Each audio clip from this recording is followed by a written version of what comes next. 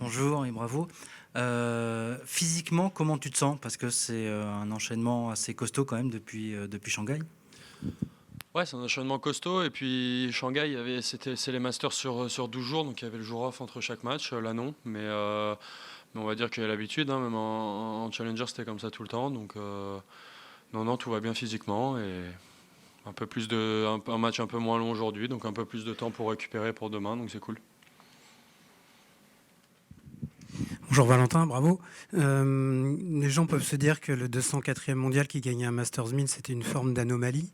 Mais quand on te voit jouer, quand on voit tes qualités, quand on voit comment tu confirmes, on peut aussi se dire que l'anomalie, c'était peut-être avant, que tu n'avais pas percé plus tôt. Comment tu vois ça? Et est-ce que tu as eu des signes avant-coureurs avec un peu de recul ces derniers mois, par exemple, où tu te disais, je suis pas loin de claquer un gros truc? Bah, déjà l'année dernière, avant que je me blesse, j'étais 110 à quelques points du top 100. J'avais déjà bien joué, très bien joué l'année dernière. Puis évidemment, avec tous les points défendus, tout ça, j'étais un peu redescendu cette année. Mais ce qui était fou et ce qu'on se disait, ouais, avec toute mon équipe, c'était que je jouais bien mieux cette année que l'année dernière, alors que j'avais tellement de mal à aller de passer les quarts de Challenger. J'avais fait énormément de quarts de finale, mais peu de demi et de finale. Mais ouais, non, continue à croire. Je pense qu'à vrai dire, oui, l'anomalie était peut-être un peu plus que peut-être 204e. Je savais que je jouais mieux que ça. Après, à me dire que j'allais faire ça, non, ça, j'y pensais pas. Mais oui, je savais que mon niveau était plus proche aux alentours ou à la rentrée du top 100.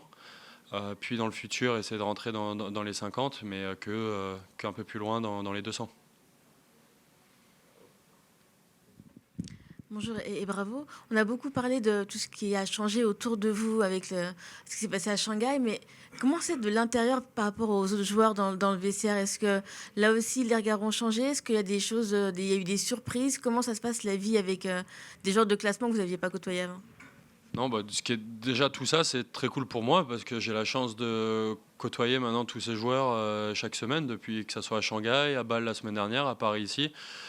On va dire que je suis avec les joueurs avec qui j'ai toujours regardé à la télé et maintenant je suis avec eux dans le vestiaire, que ce soit en entraînement, en échauffement. Donc moi, je prends tout le positif qu'il y a à les regarder, à apprendre d'eux. J'ai encore tellement à apprendre. Mais non, après, évidemment que beaucoup de joueurs m'ont dit bravo pour ce que j'ai fait à Shanghai, ça c'est sûr, quasi tous. Ça c'est super. Mais après, non, c'est moi qui ai tout à apprendre d'eux et très très heureux de pouvoir être maintenant, ouais, sur ce grand circuit pour pouvoir apprendre de tout ça. Bonjour Valentin, on parle beaucoup de ta confiance et j'ai une question par rapport au match de Fritz. En quoi ce match-là, d'avoir été vraiment proche de le battre tout dans la foulée de Shanghai, t'a vraiment aidé à te dire, ok, bah, on parle beaucoup de feu de paille et tout ça, en termes de confiance, en quoi ce match il t'a aidé? Ouais, évidemment que je savais que j'étais très attendu à Bâle sur ce premier match, on va dire même ouais, 7-8 jours plus tard de mon titre à Shanghai. Et ce que je suis le plus heureux d'ailleurs sur ce match, c'est que voilà, c'est une surface très très rapide à Bâle en indoor. Je crois que c'était juste mon troisième tournoi ou deuxième tournoi en indoor de ma carrière. Et donc je suis très content de la manière dont je me suis adapté face à un des 5 meilleurs joueurs au monde.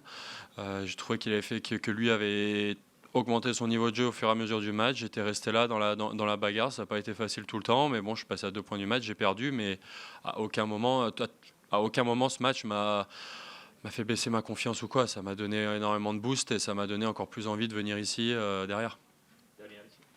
Merci, monsieur Arzani.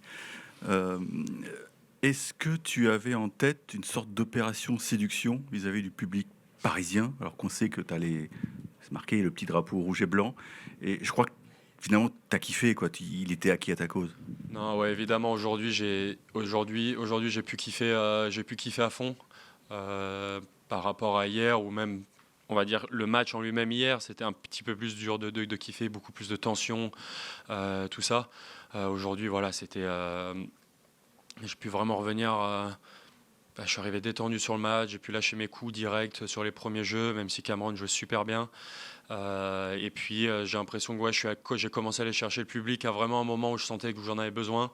Et c'est super, le public a répondu complètement présent. Ils ont participé au match de la meilleure des manières.